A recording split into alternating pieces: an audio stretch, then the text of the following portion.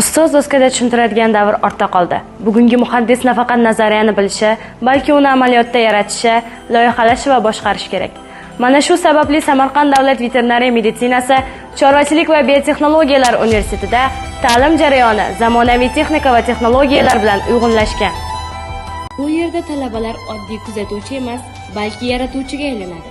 So'ng u zamonaviy kompyuter test sinflarida SolidWorks dasturi yordamida 3 o'lchamli modelga aylantiriladi. Talabalar kelajak texnikalarining detallarini loyihalaydi, konstruksiyalar yaratadi va muhandislik yechimlarini ishlab chiqadi. Bu yerda talabalar nafaqat auditoriyalarda bilim oladi, balki zamonaviy laboratoriyalar, ishlab chiqarish korxonalari, innovatsion markazlar va amaliyot bazalarida haqiqiy hayotiy tajribaga ega bo'ladilar. Endi u ishlab chiqarishga yo'l oladi.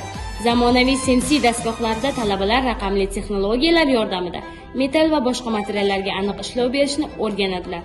Bu yerda har bir millimetr muhim, har bir harakat esa kelajakdagi professionallik sari tashlangan qadamdir. Payvandlash ustaxonalarida esa metallarga jon kiradi. Talabalar zamonaviy payvandlash texnologiyalarini o'zlashtirib, haqiqiy ishlab chiqarish muhitida ishlash tajribasini orttiradilar. Bu yerda kitobdagi chizmalar haqiqiy mahsulotga, g'oyalar esa amaliy natijaga aylanadi.